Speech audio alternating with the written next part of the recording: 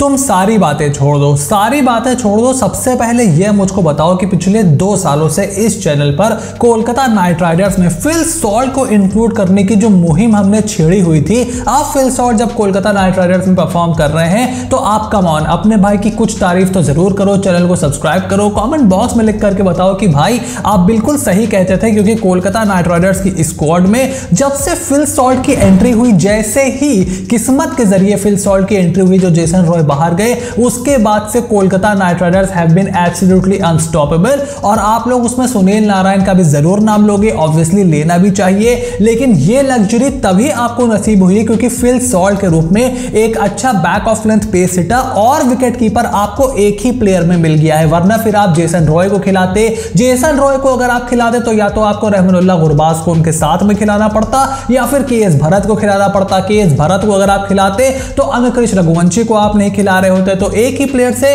पूरा का पूरा टीम का बैलेंस बन गया, सारी की सारी प्रॉब्लम वहीं पर सॉल्व हो गई। और जिस तरीके से कोलकाता नाइट राइडर्स ने लखनऊ सुपर जायंट्स को ईडन गार्डन में रख के मारा है, उससे एक बात पूरी तरीके से साफ हो गई है कि देखो एक आध मैच तो कोई भी टीम हार सकती है, बट जिस तरीके से केकेआर परफॉर्म कर रही है और जिस तरीके से वन साइडेड अफेयर्स उनकी टीम के हो रहे हैं, आई एम एब्सोल्युटली श्योर कि कोलकाता नाइट राइडर्स इस साल आपको टॉप 4 में खेलते हुए जरूर दिखाई देगी। और हमने वैसे भी टूर्नामेंट से पहले उसकी प्रेडिक्शन करी दी थी, लेकिन फिलहाल अगर मैच की समरी पर नजर डालें तो कोलकाता नाइट राइडर्स ने टॉस जीता, पहले गेंदबाजी करने का फैसला किया। हमने प्रेडिक्शन की थी कि भाई चेजिंग टीम जीतनी है तो चेजिंग टीम को ही जीतना था। लखनऊ सुपर जायंट्स कभी भी खुलकर बल्लेबाजी नहीं कर पाए और एलएसजी के कैप्टन केएल राहुल ने भी माना कि भाई मैच की जो सेकंड इनिंग थी अंडर लाइट्स बॉल और ज्यादा हिलने लग रहा था। हम सब देख रहे थे कि मोहसिन खान को कितनी ज्यादा मूवमेंट मिल रही थी जब वहां पर फिल सॉल्ट बैटिंग कर रहे थे, उनके साथ श्रेयस अय्यर जब बैटिंग कर रहे थे। लास्ट के जो ओवर्स थे तब तक तो नहीं, लेकिन हाँ 8वें 10वें ओवर तक ठीक ठाक फास्ट बॉलर्स को वहां पर मदद मिल रही थी और बॉल थोड़ी सी ग्रिप भी हो रही थी। लेकिन उसके बावजूद जिस तरीके से फिल सॉल्ट ने बैटिंग की, और उससे पहले मिचेल स्टार्क का दिन बहुत अच्छा गया, हर्षित राणा ने भी कुछ अच्छी गेंदबाजी की। आखिरी ओवर जो वैभव अरोड़ा ने डाला, मेरे ख्याल से 18वां ओवर उन्होंने डाला था, वहां पर उनको थोड़ी बहुत मार जरूर पड़ गई, वरना शुरुआत के 2 ओवर उन्होंने भी बहुत ही बढ़िया डाले थे। ओवरऑल 161 रन ही बना पाई Lucknow super giants. It was never going to be enough, especially with the kind of bowling attack that they have. और कोलकाता नाइट राइडर्स के भैया फिल सॉल्ट ने उनका आते ही बाजा बजाना स्टार्ट कर दिया। फिल सॉल्ट ने 85 रन तो साथ में ठोकी डाले। श्रेयस अय्यर के बारे में हमने कहा था कि he will fire with the bat, अब फायर तो उन्होंने नहीं किया, लेकिन एक बार फिर से विकेट पर काफी ज्यादा समय उन्होंने बिताया है। और उन्होंने बोला था टूर्नामेंट के शुरू होने से पहले मेरे ख्याल से कि मेरा एंकर का ही रोल रहेगा, बिकॉज मेरे इर्द गिर्द बहुत सारे हिटर खेल रहे हैं, तो शायद उसी तरीके से खेलने का उन्होंने प्लान बना करके रखा हुआ है। अच्छी बात यह है कि जितना समय श्रेयस अय्यर मैदान पर बिताएंगे बल्लेबाजी करते हुए, उतना ही कोलकाता नाइट राइडर्स को फायदा पहुंचने वाला है। अब हर्षित राणा तो मैच में वापस आ गए, लेकिन नीतीश राणा का अभी कुछ अता पता नहीं चल रहा है। खबर थी कि वो फिट हो गए हैं, मैच से पहले उनकी फिटनेस पर फैसला लिया जाएगा और मोस्ट लाइकली उनका खेलना तय माना जा रहा था। अब वो क्यों नहीं खेले हैं? साथ ही में रिंकू सिंह को आपने इंपैक्ट प्लेयर बना करके रखा हुआ था, हालांकि उनकी बल्लेबाजी तो आई नहीं, बट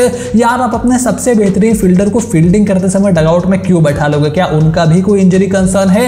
इस मामले में जो भी अपडेट होगी हम आपके सामने लेकर के आते रहेंगे। बट कोलकाता नाइट राइडर्स ने इस मैच को जीत करके कम से कम टॉप 4 में अपनी जगह जो है वो जरूर सुनिश्चित कर ली है। और दिन का दूसरा हाई प्रोफाइल मुकाबला खेला गया चेन्नई सुपर किंग्स और मुंबई इंडियंस के बीच। और जैसे कि हमने प्रेडिक्शन की थी कि पहले बल्लेबाजी करते हुए 200 के ऊपर जरूर रन बनने वाले हैं, वो प्रेडिक्शन तो हमारी सही हो गई। लेकिन हमने जहां मुंबई इंडियंस को प्रेडिक्ट किया था, जब धोनी का बल्ला चल गया उसी टाइम में समझ गया था कि आज हमारी प्रेडिक्शन गई तेल लेने। विन प्रेडिक्शन हमने वहीं छोड़ दी थी, बिकॉज महेंद्र सिंह धोनी ने जो 20 रन बनाए, अंत में उन्हीं 20 रनों से चेन्नई सुपर किंग्स ने मैच जीता। वही 20 रन मेजर डिफरेंस बने। एंड वी हैव टू से कि 42 ईयर ओल्ड एमएस धोनी साल दर साल अपनी बल्लेबाजी को और इंप्रूव करते चले आ रहे हैं। मतलब 2021 में लग रहा था कि वो बिल्कुल खत्म हो गए, अब उनसे बल्लेबाजी हो नहीं रही है। हाँ, उन्होंने क्वालिफायर में जरूर डीसी के खिलाफ अच्छा किया था, मैच फिनिश किया था, लेकिन उनकी बल्लेबाजी पूरे टूर्नामेंट में बहुत खास नहीं थी। फिर 2022 के पहले ही मैच में उन्होंने 50 मारा था। उस साल उन्होंने कुछ अच्छे शॉट जरूर मारे थे, सभी को लगा कि अब शायद धोनी इस साल कुछ कंट्रीब्यूट जरूर करेंगे। एक आध मैच उन्होंने फिनिश भी किया था, आपको याद होगा एमआई के सामने, बट सीएसके का सीजन अच्छा नहीं गया था। 2023 में उनका सीजन बहुत ही अच्छा जा रहा था, कई मैच उन्होंने अपने बल्ले से फिनिश किए। मार्क वुड से उन्होंने शुरुआत की थी और बहुत सारे मैचों में उनके बल्ले ने धूम धड़ाका मचा बचाया। बट भाई इस साल जिस फॉर्म से वो आ रहे हैं 22 से 23 और 23 से 24 लगातार उनकी बल्लेबाजी इंप्रूव होती चली जा रही है। मतलब स्टीफन फ्लेमिंग बोल रहे थे कि शायद 14 मैचेस अगर वो खेल जाते हैं तो बहुत ही लकी होगी चेन्नई सुपर किंग्स। बट भाई जिस तरीके से उनका बल्ला चल रहा है, मेरा अभी भी मानना है कि डीसी के सामने अगर वो ऊपर बल्लेबाजी करने आए होते चेन्नई सुपर किंग्स का बहुत अच्छा चांस होता मैच जीतने का। बट देखो 206 रन चेन्नई सुपर किंग्स ने बना दिए, जो 190 बन रहा था उसको 206 हार्दिक पांड्या ने बनवाया पिट पिट के। और जब वो बल्लेबाजी करने आए हार्दिक पांड्या तो वहां पर भी कुछ नहीं कर पाए। लेकिन रोहित शर्मा ने एक शानदार शतक जड़ के वर्ल्ड टी20 से पहले जो इंडियन क्रिकेट टीम के फैंस हैं उनको एक अच्छा संकेत जरूर दिया है कि देखो विराट कोहली भी रन बना रहे हैं और अब रोहित शर्मा भी बड़े रन बनाते हुए दिखाई दे रहे हैं। मतलब एक अफगानिस्तान के सामने उनका शतक जरूर आया था, सब लोग बोल रहे थे कि यार अफगानिस्तान के सामने आया है किस तरीके से चलेगा। बट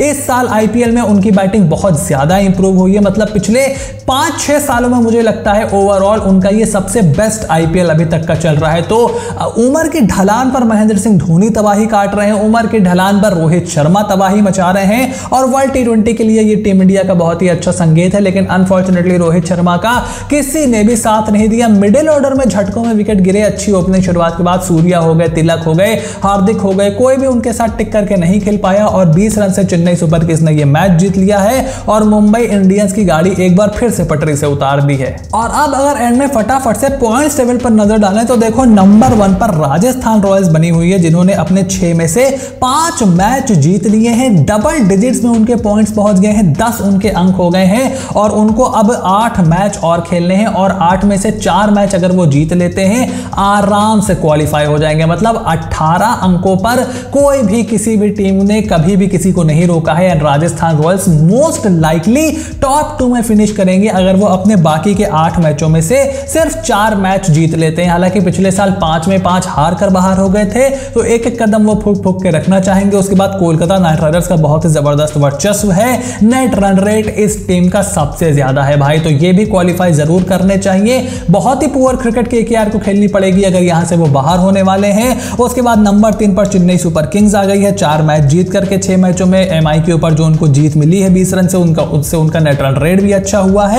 और लखनऊ सुपर जायंट्स खिसक गई है 5 पर, सनराइजर्स हैदराबाद अब नंबर 4 पर आ गई है और आरसीबी के खिलाफ उनको अपना मैच भी खेलना है। तो वो मैच कैसा जाता है इस पे बहुत डिपेंड करेगा कि एसआरएच क्या उस पोजीशन पर रहती है। उसके अलावा मेरे ख्याल से गुजरात टाइटंस को थोड़ी मेहनत यहां पर करनी पड़ेगी, लेकिन वो भी ऊपर आ सकते हैं। और जो नीचे की 4 टीमें हैं मोस्ट लाइकली उनका खेला यहां पर खत्म लग रहा है। देखो आरसीबी का खेला तो खत्म हो चुका है, मुझे नहीं लगता यहां से वो वापसी करने वाले हैं, उनकी टीम भी इस लेवल की नहीं लग रही है। बट बाकी सारी टीमें अभी भी रेस में लगी हुई है। आई वुड थिंक कि एमआई और जीटी एक बार फिर से टक्कर अभी देने को जरूर आएंगी। बट यार राजस्थान और केकेआर एंड मोर और लेस चेन्नई जो है मुझे टॉप में सेटल दिखाई दे रही है। अब आपका क्या ओपिनियन है कमेंट बॉक्स में लिख करके जरूर बताओ। चैनल को सब्सक्राइब करो और नोटिफिकेशन की घंटी जरूर बजाओ और अपने ओपिनियन और अपनी टॉप 4 टीमें जो है ना वो कमेंट बॉक्स में लिख करके जरूर बताना। Stay tuned and I will see you soon in the next video.